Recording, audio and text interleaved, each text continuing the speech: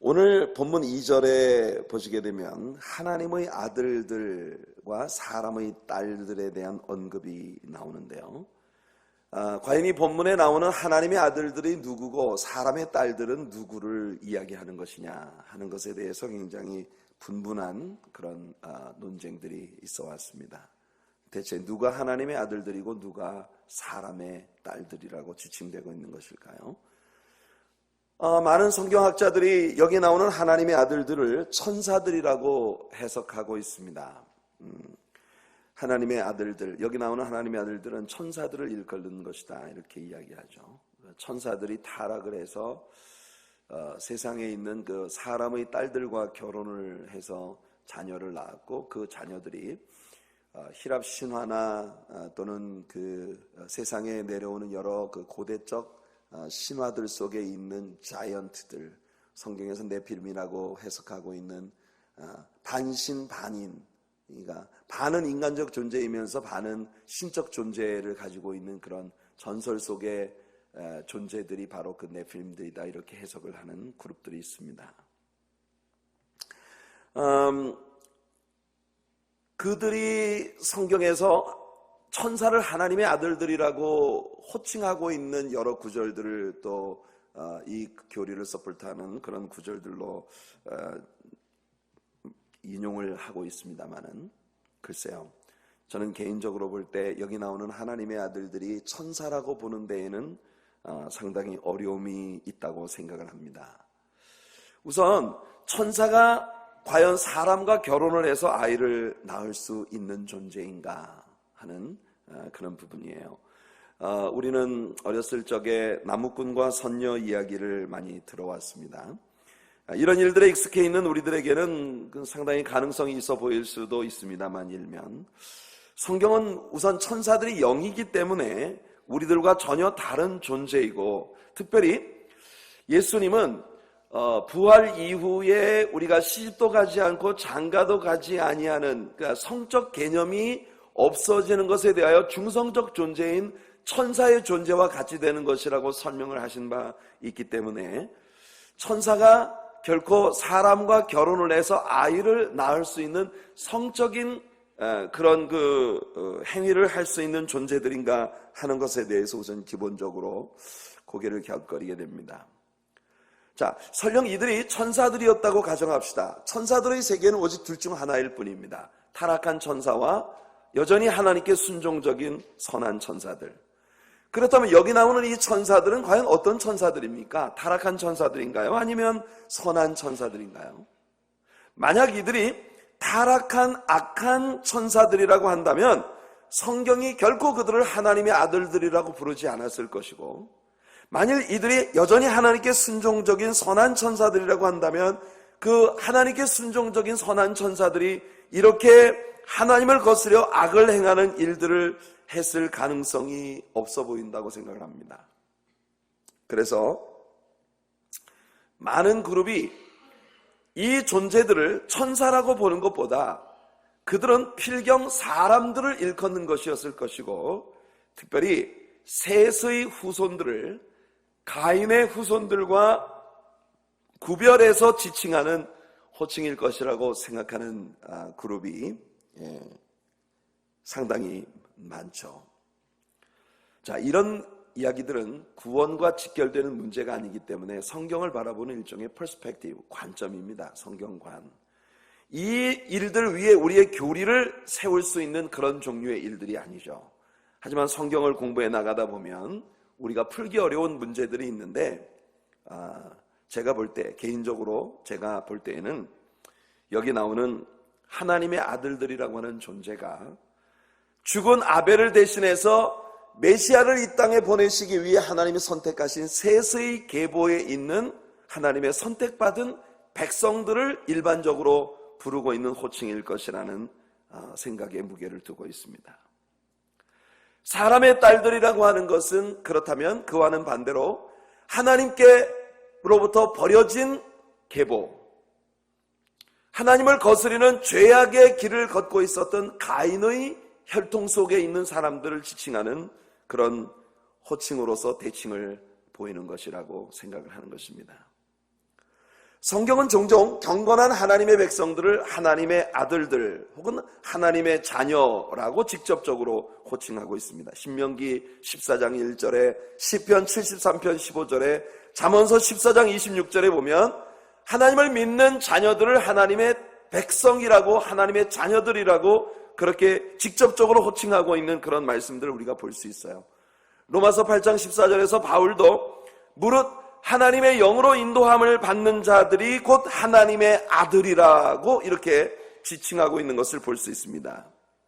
또한 창세기 4장 25절을 읽어보게 되면 이 부분을 좀 더 우리가 이해할 수 있을 것 같습니다. 창세기 4장 25절을 보면 아담이 다시 아내와 동침함에 그가 아들을 낳아 그 이름을 셋이라 하였으니 이는 하나님이 내게 가인의 죽인 아벨 대신에 다른 씨를 주셨다. 이렇게 아담이 고백하고 있는 말씀을 봅니다. 하나님께서는 아벨을 대신해서 메시아를 이 땅에 보내시기 위한 선택된 새로운 계보를 이 셋라고 하는 인물을 통해서 시작하시고 계신 것이에요. 그러므로 이 셋의 자녀들이 가인의 자녀들과는 달리 죄악으로 가득했던, 우리가 지난주에 에녹 스토리를 이야기하면서 홍수 직전에 타락한 그 시대 사람들의 모습을 이야기했었는데요. 그 타락한 시대에 하나님의 자녀로 인정됨을 받은 그런 메시아를 보내시기 위한 하나님께 선택된 가문 셋의 후손들을 성경은 하나님의 아들들이라고 호칭하고 있다는 것을 우리가 배우게 되는 것입니다. 따라서 오늘 본문에 나오는 하나님의 아들들은 하나님께서 선택하셔서 메시아의 계보를 만들고자 하시는 하나님께로부터 택함받은 셋의 후손들의 계보 속에 있는 사람들을 지칭하는 것이고, 사람의 딸들이란 그와 반대로 가인의 후손들로서 죄악된 본성을 가지고 타락한 문화를 구축해 나아가던 사람들을 일컫는다고 보는 쪽에 저는 한 표를 던지겠어요. 제가 이런 논리들이 있다고 하는 것을 여러분들에게 말씀드리는 것은 여러분들이 어느 쪽을 택할는지 그것은 여러분들의 선택의 자유이고 여러 가지 다른 교리들을 가질 수 있겠습니다. 이 부분에 대해서. 그러나 여기에 우리가 예수 그리스도를 믿고 구원받는 이 구원과 직결되는 교리를 쌓아 올릴 만한 이슈는 아니기 때문에 이런 학설들이 있다는 것을 여러분들에게 설명을 해드립니다. 다만 여러분들을 섬기는 목사는 제가 볼 때 이 사람들을 반은 인이고 반은 사람이고 반은 신적인 그런 어떤 특별한 존재의 개념으로 보는 것보다는 하나님의 선택받은 백성과 하나님께 버려진 타락한 백성들의 계보가 죄악 가운데 뒤섞여 가고 있는 이 국면을 바라보시는 하나님의 관점을 설명하는 것이라고 보는 쪽에 무게를 두고 있다는 걸 여러분들이 말씀을 드립니다. 우린 역사 가운데서 이런 사건들을 종종 보지요. 하나님의 택함받은 백성들이 하나님께로부터 버려진 이 세상의 타락한 백성들과 뒤섞여서 죄악에 오염되어 살아가는 그런 모습을 보일 때 역사 가운데 하나님께서는 언제나 이 일을 절대 가벼운 일로 여기지 않으셨다는 것입니다. 민수기 25장을 보면 한 단적인 예가 나옵니다. 이스라엘 백성들이 모압 여자들과 행음하고 그 여자들을 따라 모압의 신들, 즉 바알보올을 숭배하는 우상 숭배에 참여하여 그 바알보올들에게 엎드려 절을 하는 일이 벌어지자 하나님께서 이스라엘 백성들에게 연병을 보내셔서 이스라엘 백성들 가운데 다수가 죽어나갔습니다. 하나님께서는 이스라엘 백성들이 그 모압의 우상 숭배에 참여한 죄를 지적하시며 모세에게 백성의 두령들의 목을 치라고 무시무시한 하나님의 징계의 명령을 내리십니다.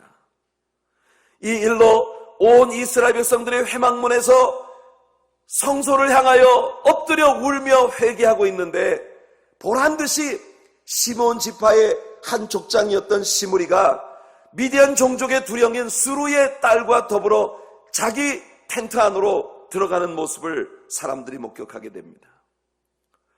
그 죄악의 참상으로 인하여 벌어진 이 끔찍한 하나님의 징계 앞에 백성들이 통곡하며 울며 하나님 앞에 회개하고 있는 그 시간에 보란듯이 모압 여자를 이끌고 자기 장막으로 들어가고 있는 이 시몬 지파의 한 족장 이 시므리의 모습을 바라보며 아론, 대제사장이었던 아론의 손자 엘라사르의 아들 비느하스가 회중 가운데서 일어나 분개하여 창을 들고 그들을 뒤따라 들어가서 두 남녀를 한꺼번에 배를 꿰뚫어서 그 창으로 찔러 죽이는 그런 일이 벌어집니다.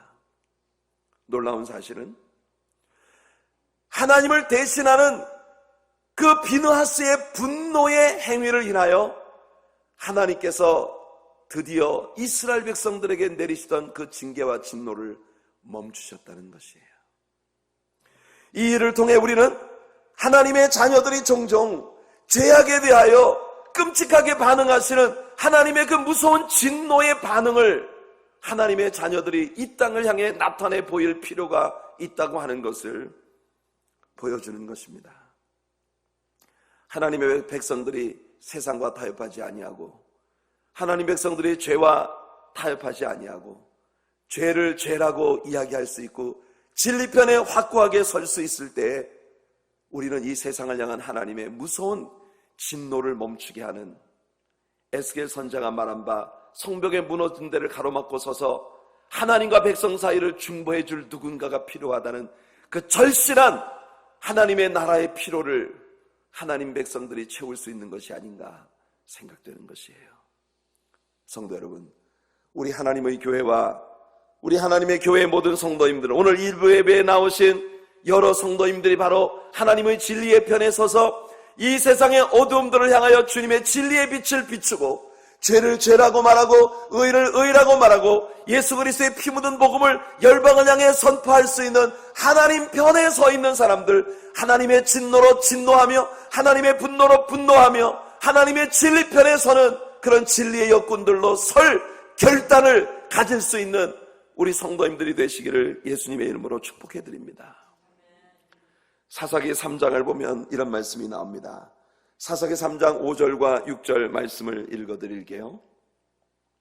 이스라엘 자손은 마침내 가나안 사람과 헷 사람과 아모리 사람과 브릿 사람과 히위 사람과 엽 사람 사이에 거하여 그들의 딸들을 취하여 아내를 삼으며 자기 딸들을 그들의 아들에게 주며 또 그들의 신들을 섬겼더라. 이 일로 인하여 하나님께서 진노하셔서 또다시 이스라엘을 메소포타미아의 왕인 쿠산 리사다임에게 팔아버리셨다. 이렇게 성경이 우리들에게 보여주고 있습니다.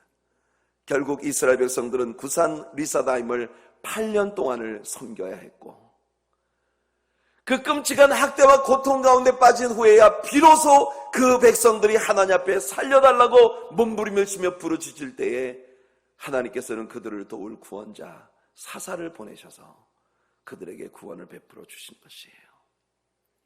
이런 성경 속에 역사 가운데 있었던 실질적인 정황들을 미루어 볼 때에 여기 나오는 하나님의 아들들의 타락은 분명 하나님께서 아담의 많은 후손들 가운데에서 특별히 메시아를 보내시기 위해서 선택하신 셋의 후손의 계보 속에 있는 사람들을 지칭하는 것이라고 보는 것이 보편적으로 합리성을 가지고 있다고 봅니다.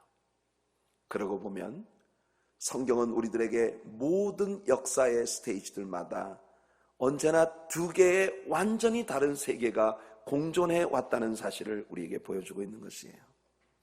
하나님의 세계가 있는가 하면 하나님의 세계에 대항하는 사탄의 세계가 이 세상에 존재하고 있습니다.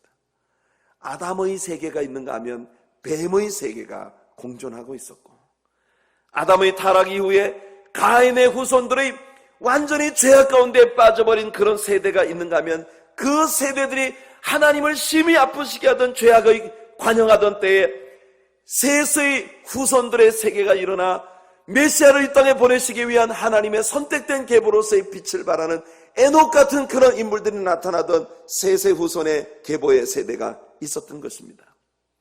아브라함 이후에는 이 세상에 이삭의 세계가 있고 이스마엘의 세계가 공존해 왔습니다. 그리고 이 역사 가운데 수없이 많은 때 이스라엘 백성들을 둘러싸고 이스라엘과 애굽의 갈등, 이스라엘과 바벨론의 갈등, 이스라엘과 페르시아의 갈등, 이스라엘과 헬라 제국의 갈등, 이스라엘과 로마의 갈등, 이렇게 두 세계가 양립되고 공존하는 그런 역사 속에 언제나 두 개의 완전히 다른 그런 세계가 지구상에 공존하고 있다는 것을 우리들에게 보여온 것입니다. 헬레니즘 문화와 헤브라이즘 문화, 휴머니즘, 인본주의적 문화와 신본주의적인 문화. 궁극적으로 우리가 살아가고 있는 오늘날의 세계 속에도 이 그리스도의 세계와 사탄의 세계, 두 세계가 공존하고 있다는 사실을 우리는 보게 되는 것입니다. 특별히 창세기는 계보의 책입니다. 여기서 하나님의 아들들이란 셋을 통한 경건하고 순종적인 하나님의 자녀들의 세대들을 이야기하고, 사람의 딸들이란 세상적이고 정욕적이고 마귀적인 하나님 없는 가인의 계보를 일컫는 그런 호칭으로 보여줍니다. 여러분, 하나님께서는 메시아를 보내시기 위해 선택하신 셋의 계보가 깨끗이 의롭게 하나님의 말씀 가운데 순종적인 그런 성향으로 보존되기를 원하셨습니다. 그러나 오늘 우리가 읽고 있는 이 본문은 이 두 개의 서로 다른 세계가 뒤섞이기 시작했다는 것을 우리들에게 보여주고 있습니다. 하나님의 대홍수로 말미암은 심판의 궁극의 이유가 바로 이곳에 있었던 것이에요. 여러분 기억하세요. 하나님은 이미 버려진 사람들의 타락에 대해서는 그다지 분개하지 않으십니다. 우린 이미 5장에서 가인의 후예들이 세운 하나님 없는 문화의 현장들을 수요일 저녁 성경 여행을 통해 배웠습니다. 그들은 이미 창세기의 첫 페이지에 나타난 인류 역사의 첫 페이지에 나타난 세대에 이미 청동과 철로서 무기를 만들어 살상을 자행했고, 그 살인과 꼬리에 꼬리를 무는 그 미움과 원망과 원수갚음의 고리 안에서 불안에 떨며 자신에게 가인보다도 70배나 무거운 이 징벌이 자기에게 더해질 것이라고 그렇게 두려워 떨고 있는 인간의 모습을 우리는 보았습니다. 부인을 둘 셋씩 두고 처음으로 일부 다처제에 하나님이 정하신 결혼관에 대한 파괴가 이루어지고 있었던 그 부패한 문화의 모습을 보았습니다. 하지만 하나님께서는 그들의 문화가 타락한 채로 그냥 내버려 두셨어요. 왜냐하면 그들에 대한 하나님의 진노는 영원한 불못에서 한꺼번에 쏟아질 것이기 때문입니다. 오늘도 가인의 후예들처럼 하나님께서 내버리신, 하나님께서 포기하신 사람들이 이 땅에 존재하고 있습니다. 그들을 위한 하나님의 진노는 따로 예비되고 있습니다. 바울은 로마서에서 하나님께서 내어버려 두신 사람들이 이 땅에 존재하고 있다는 것을 분명히 말합니다. 로마서 1장 20절로 24절까지 말씀을 제가 읽어드리겠습니다. 바울 사도의 말입니다. 창세로부터 그의 보이지 아니하는 것들, 곧 그의 영원하신 능력과 신성이 그 만드신 만물에 분명히 보여 알게 되나니, 그러므로 저희가 핑계치 못할지니라. 하나님이 존재하신다는 사실은 하나님이 지으신 모든 피조물들 속에 나타난 하나님의 성향의 반영으로 인하여 진실로 이성을 가진 존재라면 누구나 하나님의 존재를 인지할 수 있다고 바울은 단정짓고 있는 것이에요. 그러나 하나님을 알되 하나님으로 영화롭게도 아니하며 감사치도 아니하고 오히려 그 생각이 허망하여지며 미련한 마음이 어두워졌나니, 하나님을 알면서도 하나님을 부정하고 하나님을 영화롭게 하지 아니하며 하나님께 감사도 없고 오히려 허망하고 미련한 생각으로 꽉 들어찬 타락 일로를 걷기 시작할 때에 그 사람들에게 나타나는 현상이 뭡니까? 스스로 지혜 있다 하나 우준하게 되어 썩어지지 아니하는 하나님의 영광을 썩어질 사람과 금수와 버러지 형상의 우상으로 바꾸었느니라. 살아계신 하나님의 형상을 각종 종류의 우상으로 바꾸어 우상들을 숭배할 뿐만 아니라, 그 다음에 이어지는 구절을 보니, 그러므로 하나님께서 저희를 그 마음의 정욕대로 더러움에 내어 버려두사 저희 몸을 서로 욕되게 하셨으니. 자, 이 말씀 보니까 하나님께서 그렇게 하나님을 그 마음속에 두기를 싫어하고 하나님을 배척하고 하나님을 버리며 하나님이 지으신 피조물들을 하나님보다 더 숭배하고 온갖 더럽고 추악한 죄악과 탐욕 속에 달려갈 때에 어느 한순간 하나님께서 그들을 내어 버리시게 되자 그들이 그 부끄러운 정욕대로 더러움에 내어버려짐으로 말미암아 저희들의 몸을 서로 욕되게 하고, 그리고 나타나는 것이 뭡니까? 순리로 쓸 것을 영리로 사용하여 남자가 여자를 버리고 남자를 취하고, 여자가 남자를 사랑하는 것이 아니라 여자를 사랑하는 이런 일들이 벌어지게 되었다고 로마서 1장에서 바울 사도는 우리에게 분명히 경고하고 있는 것입니다. 오늘 우리가 살아가고 있는 이 시대에 벌어지고 있는 일들이 바로 이런 일이 아니겠습니까? 다만 중요한 것 한 가지는 뭐냐면, 크리스천들은 절대로 이와 같은 문화와 뒤섞여서는 안 된다는 것입니다. Sin is sin. 명백한 진리는 아무리 많은 사람들이 거기에 동의한다 하더라도, 아무리 많은 사람이 거기에 찬성한다 하더라도 인간의 숫자적인 머저리티가 법을 바꿀 수, 진리를 바꿀 수 없다는 것이에요. 여러분, 다수가 원하고 다수가 가표를 던진다고 그것이 다 하나님의 진리는 아닙니다. 산헤드린이 예수님을 죽일 때에도, 산헤드린이 스데반을 죽일 때에도 반대표에 투표를 한 사람은 아무도 없었습니다. 그러나 성경의 역사를 우리는 믿습니다. 그 반대편을 주도했던 바울이라는 인물이 훗날 예수 그리스도께 헌신하여 그리스도의 복음을 위해 목숨 바친 세 사람이 될 수 있었음을 우리는 기억해야 합니다.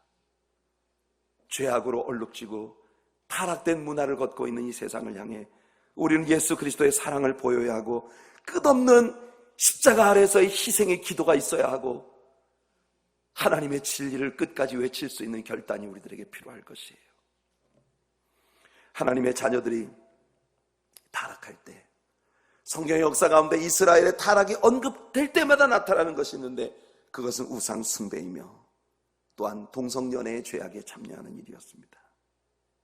여러분, 우리는 남의 자녀들이 범죄하는 모습을 보며 분노할지라도 그저 혀를 찰 뿐입니다. 하지만 내 자녀가 그와 같은 죄에 연루되었다고 보여질 때에는 우리는 가만히 있지 않습니다. 왜냐하면 내 자식이기 때문에. 우리 하나님께도 그런 것입니다. 이미 돌아올 수 없는 다리를 건너버려 하나님의 심판이 예정된 그런 자들의 타락에 대해서는 하나님 더 이상 민감하게 반응하지 않으셔요. 왜냐하면 어차피 그들은 저 영원한 지옥불의 심판에 처해질 것이기 때문에. 그러나 하나님 사랑하시고 하나님께 선택된 하나님의 백성들의 타락에 대하여 하나님은 무섭게 간섭하신다는 걸 역사의 여러 국면들이 우리들에게 보여주고 있는 것입니다. 성도 여러분, 우리는 이 시점에서 과연 나의 삶은 하나님께서 얼마나 섬세하게 나를 간섭하시는 그런 하나님의 간섭하심에 민감하게 깨어있는 삶인가 하는 것을 점검해 볼 필요가 있겠습니다. 여러분들의 신앙이 전혀 열심히 식어지고 교회 생활도 제대로 하지 아니하며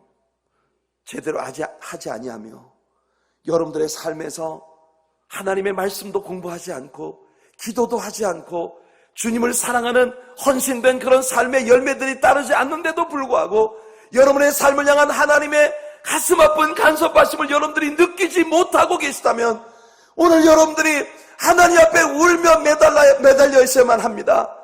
하나님, 제게 다시 뜨거운 눈물을 주십시오. 제게 다시 하나님의 아픔을 느낄 수 있는 민감한 마음을 주십시오. 제 기도가 식어질 때 우리 하나님의 아픔을 느낄 수 있는 마음을 제게 주십시오. 제가 우리 하나님 말씀에 순종하지 않는 삶을 살면서도 하나님의 아픔을 전혀 감지하지 못하는 이런 영적으로 둔해진 그런 삶에 버려지지 않게 해주십시오. 하나님, 제가 돌아올 수 없는 다리를 건너지 않게 하나님의 자녀로 스테이할 수 있도록 하나님 저를 축복해 주십시오. 하나님의 민감하신 간여하심 안에 깨어있는 영혼을 가질 수 있도록 주님께로 돌아가는 여러분들 모두가 되시기를 예수님 이름으로 축복해 드립니다.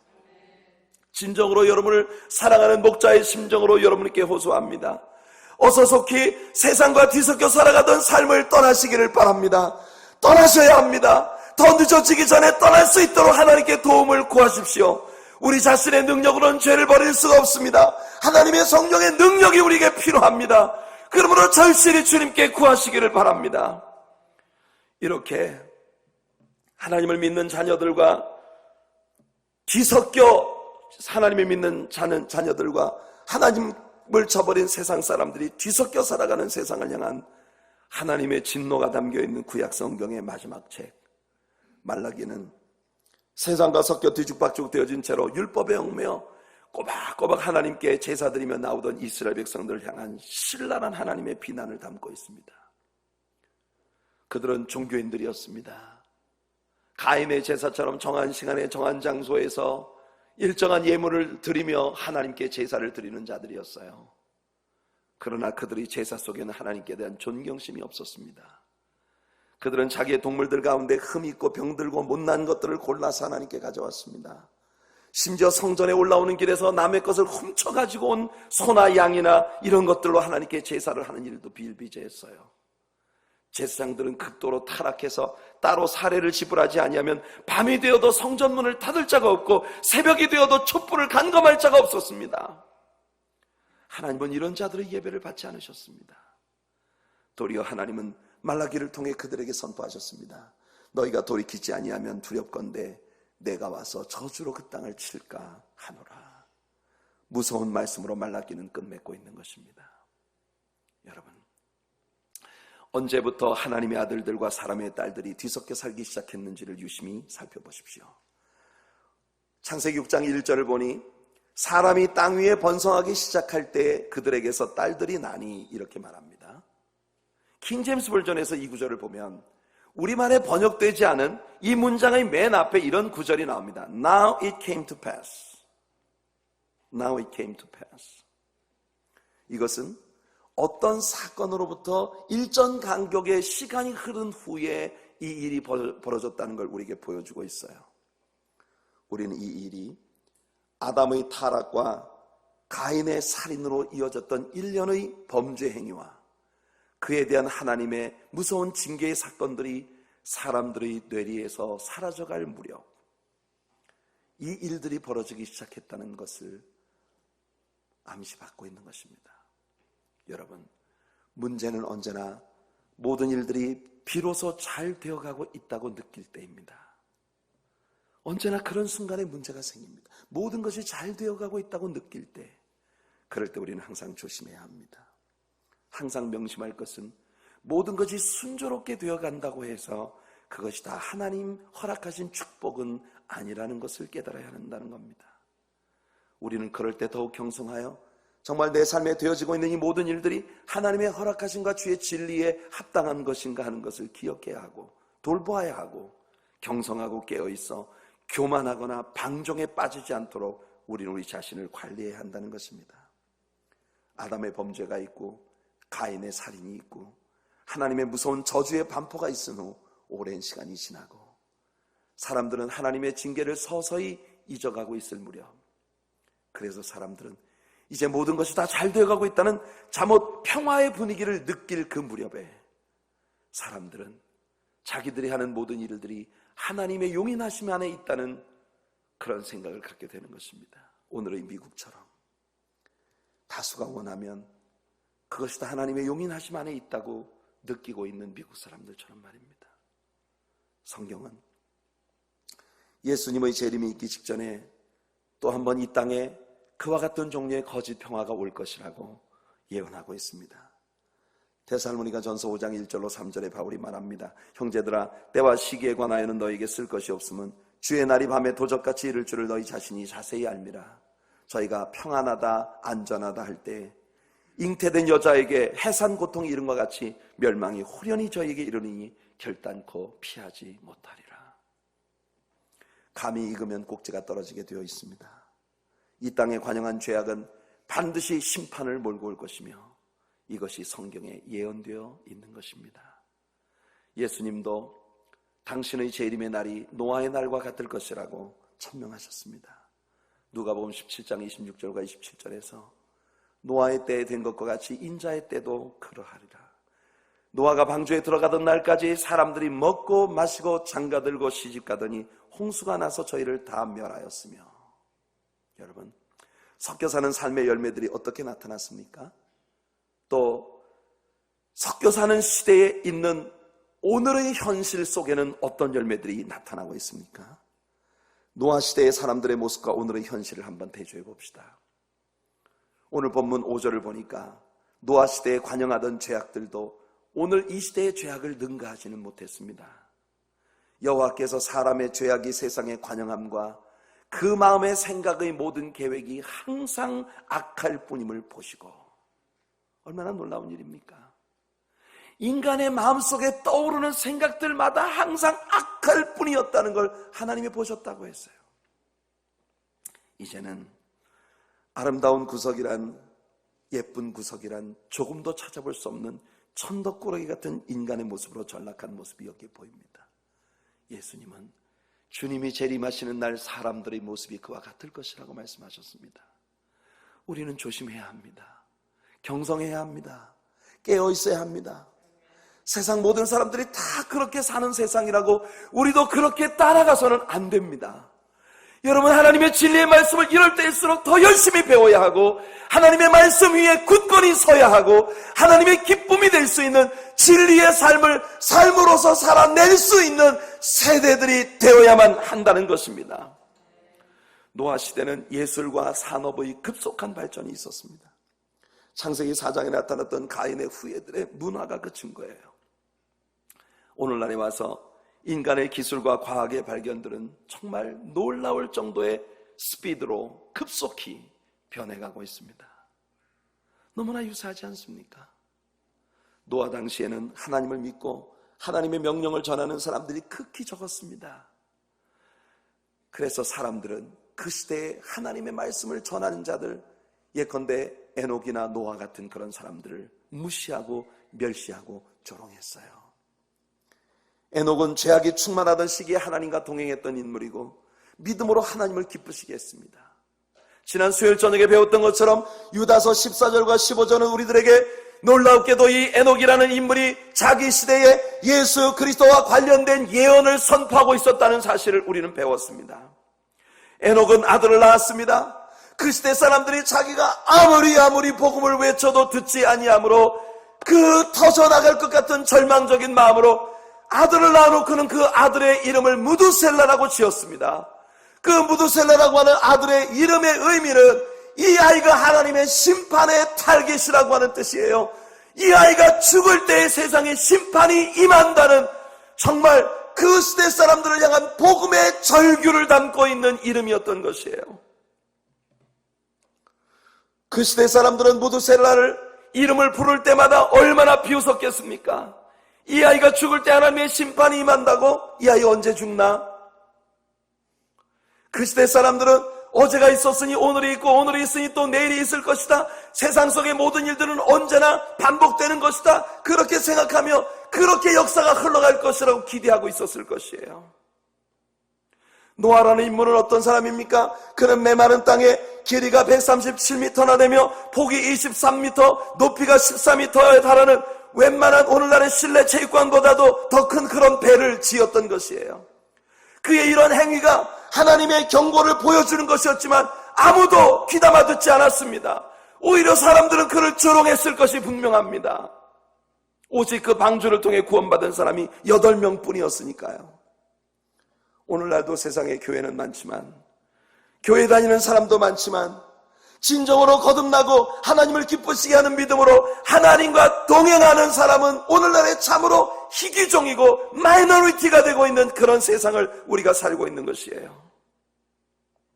노아 당시는 한마디로 관능적이고 육신적인 쾌락을 향해서 흘러가던 세계였습니다.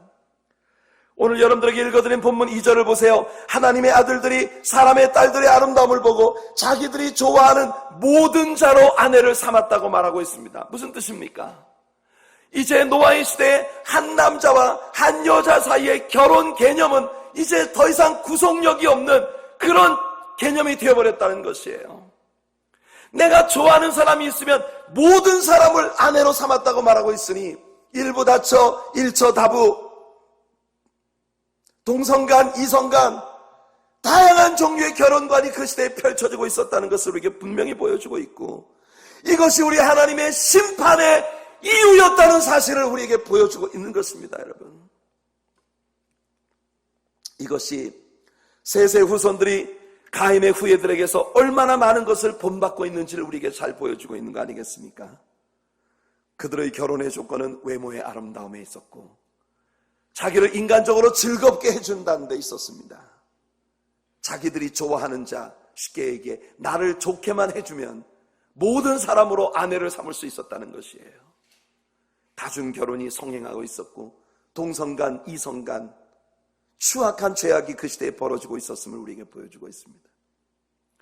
가인의 후손들이 아내로 삼았던 여자들의 이름, 지난 수요일 저녁에 우리 배웠습니다. 아다, 매력적이라는 의미를 갖고 있고, 실라, 싱싱한 바람둥이라는 의미를 갖고 있다 했습니다. 나아마, 즐겁게 해주는 여자라는 의미를 갖고 있어요. 이 시대 사람들이 진정으로 추구하던 것이 무엇이었는지를 우리에게 보여주고 있는 것입니다.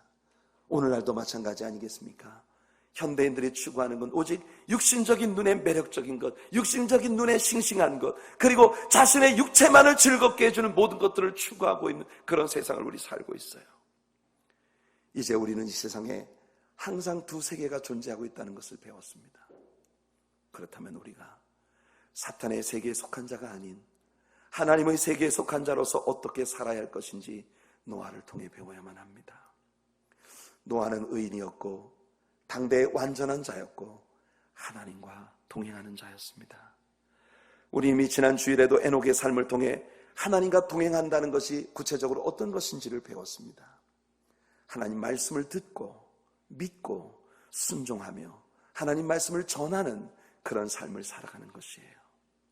이런 삶은 하나님을 기쁘시게 했고 마침내 하나님의 무서운 환난이 오기 전에 하나님께서 그들을 이 땅에서 옮기시는 그런 축복 가운데 들어가게 하신 것입니다. 에녹도 하나님께 들림을 받았고 노아도 홍수가 오기 전에 노아의 모든 식구들을 방주 안에 하나님께서 닫아 넣으신 모습을 우리에게 보여줍니다. 히브리서 기자는 여기 한 가지를 덧붙이고 있어요. 히브리서 11장 7절입니다. 믿음으로 노아는 아직 보지 못하는 일에 경고하심을 받아 경외함으로 방주를 예비하여 그 집을 구원하였으니 이로 말미암아 세상을 정죄하고 믿음을 쫓는 이의 후사가 되었느니라. 우리가 진실로 믿음으로 사는 사람이 된다면 세상은 우리를 미워할 것입니다. 왜냐하면 우리들의 의가 그들의 악을 점점 더 드러내게 되기 때문이에요. 이것이 크리스천들의 진정한 의미입니다. 반대로 세상을 정죄하지 않는 사람들은 세상과 짝이 될 것이에요. 로마서 8장 5절에서 9절이 말합니다. 육신을 쫓는 자는 육신의 일을, 영을 쫓는 자는 영의 일을 생각하나니 육신의 생각은 사망이요 영의 생각은 생명과 평안이니라. 육신의 생각은 하나님과 원수가 되나니 이는 하나님의 법에 굴복지 아니할 뿐 아니라 할 수도 없습니다. 육신에 있는 자들은 하나님을 기쁘시게 할 수 없느니라. 만일 너희 속에 하나님의 영이 거하시면 너희가 육신에 있지 아니하고 영에 있나니 누구든지 그리스도의 영이 없으면 그리스도의 사람이 아니라. 이 성경 말씀들은 우리들에게 어느 누구도 이 두 세계의 중립에 설 수 없다는 사실을 보여주고 있어요. 하나님께 치우친 사람은 세상을 미워하고 세상으로부터 미움을 받게 될 것이고 세상으로 치우친 사람은 하나님께 미움을 받게 될 것입니다. 하나님을 멀리하게 되고 말 것입니다. 이 두 세계의 양발을 걸치고 서 있는 것은 마치 한쪽 발은 다크 위에 한쪽 발은 배 위에 발을 올려놓고 서 있는 것과 같아서 언젠가는 이 두 사이의 갭이 점점 벌어지게 될 것이고 이 사람은 당연히 바다에 빠지게 되고 말 것입니다. 우리의 태도는 우리가 진정 어느 세계에 속했는지를 증명해 주는 것이에요. 본문에서 하나님은 중요한 메시지를 우리에게 주십니다. 3절 말씀을 보니까 여호와께서 말씀하시기를 나의 신이 영원히 사람과 함께하지 아니하리니 이는 그들이 육체가 됨이라. 그러나 그들의 날은 120년이 되리라 하시니라. 여러분, 이 말씀은 성령께서 다시는 사람과 함께하지 않는다는 뜻이 아닙니다. 우리말 번역을 보면 꼭 그렇게 느껴져요. 여호와께서 가라사대 때 나의 신이 영원히 사람과 함께하지 아니하리니. 그런데요, 킹 제임스 버전에서 이 구절을 보면 My spirit shall not always strive with man 이렇게 되어 있습니다. My spirit shall not always strive with man. striving이라고 하는 것은 뭐냐면 씨름을 한다는 거예요. wrestling, 어떤 번역본에는 wrestle이라고 되어 있습니다. 여러분, 그 말은 무슨 말이냐면 하나님의 성령께서 사람들과 씨름을 하신다는 거예요. 그런데 하나님의 성령께서 사람을 붙들고 씨름하시는 일이 영원히 계속되지는 않는다는 뜻입니다. 그 말은 다시 말하면 하나님의 성령께서는 오늘날 사람들로 하여금 하나님께로 돌이키도록, 주님을 향한 열심을 가지도록, 하나님을 믿는 믿음 안에 서도록 계속해서 요구하시고 계시다는 것이에요. 그런데 사람들이 하나님 말씀을 듣지 않으면 주의 성령께서 여러 가지 일들로 그 사람을 붙들고 씨름을 하신다는 겁니다. 스트라이빙 하신다는 거예요. 그런데 그 일이 영원히 계속되지는 않는다는 것입니다. 여러분들이 예배에 와서 정목사의 설교를 들을 때마다 하나님의 성령께서 여러분들을 몹시 괴롭힐지 모르겠습니다. 내가 이대로 계속 살아서는 안 될 것 같아. 언젠가 내가 정말 다시 주님께 열심을 내고 다시 신자다운 신자로서 살아야 할 것 같지 않아? 그런 괴로움을 성령께서 여러분들에게 주시는 일이 영원히 계속되지는 않는다는 것입니다. 계속해서 여러분들이 하나님의 음성에 귀 기울이지 아니하고 계속해서 하나님의 성령과 씨름을 하다가 어느 순간 여러분들의 마음이 딱딱하게 굳어져 버리면 하나님께서 여러분들을 붙들고 씨름하시는 일을 포기하시는 날이 온다는 것이에요. 때가 되면 성령님이 떠나십니다. 여러분, 여기 사람에게 주어진 날이 120년이 될 것이라고 말씀을 하셨는데, 이 일에 대해서는 두 가지 다른 견해가 있습니다. 한쪽 사람들은 이것이 노아가 방주를 짓는 기간이라고 이야기를 하는데, 사실은 노아가 방주를 짓는 기간은 100년이 넘을 수가 없어요. 왜냐하면 노아가 500세 이후에 함과 셈과 야벳을 낳았기 때문에, 그리고 난 후에 방주를 짓기 시작했고 노아의 600세 되던 해에 비가 왔기 때문에 방주를 건축하는 기간이 120년이라고 하는 것은 사실은 숫자적으로 맞지가 않아요. 노아가 그 시대 사람들에게 하나님의 성령께서 스트라이빙 하시는 그런 복음을 전하도록 요구하신 시간이 120년이라고 하는 건 리저너블합니다. 왜냐하면 노아가 주님의 진리를 전파하는 일이 셈과 함과 야벳을 낳은 후부터라고 해야만 될 이유는 없어요. 그리고 또 한 해석은 뭐냐면,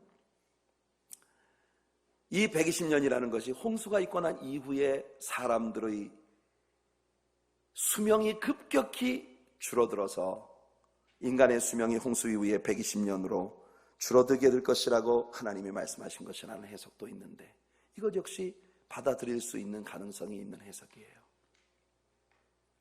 어떻든 하나님의 성령께서는 사람들의 영혼과 더불어 씨름하십니다. 그리고 오늘 우리들의 예배도 하나님의 성령께서 여러분과 더불어 씨름하시는 예배이기를 원합니다.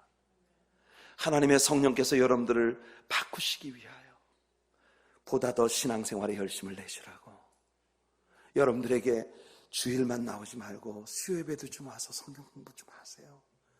새벽 예배도 나오셔서 기도도 좀 하시고 제자학교 공부도 좀 하시고, 여러분들에게 정말 믿는 신자처럼 살도록 하나님과 좀 더 많은 시간을 보내도록, 그렇게 하나님의 성령께서 여러분들의 영혼을 붙들고 씨름하시는 것이 바로 우리들의 예배의 의미예요. 예수님의 재림의 날은 시시각각 다가오고 있습니다. 그리고 노아의 날이 그랬던 것처럼 그 직전에 거짓 평화가 땅에 편만합니다. 사람들은 모두 자기 하고 싶은 대로 다 성공적으로 해가는 것처럼 보이는 그런 세상입니다. 성도 여러분, 성령이 떠나시면 기회가 없습니다. 아직 우리들의 마음에 가책이 있는 것을 감사합시다. 아직 우리에게 회개의 기회를 주시는 것을 감사합시다. 폭우가 쏟아지면서 노아의 배는 위로 떠오르고 나머지 모든 세상은 물속으로 가라앉았습니다. 한 세계는 위로 올라가고 한 세계는 남았습니다. 예수님 말씀도 같습니다. 두 사람이 함께 맷돌을 갈다가 한 사람은 가고 한 사람은 남을 것이라고. 이 지역은 아침이군요. 여성들이 맷돌을 가는 것은 아침을 해먹기 위한 일이었기 때문에 두 사람이 밭을 갈다가 한 사람은 가고 한 사람은 남는다 하셨습니다. 이곳은 대낮입니다. 열심히 노동하는 시간이네요. 두 사람이 잠을 자다가 한 사람은 가고 한 사람은 남는다 했습니다.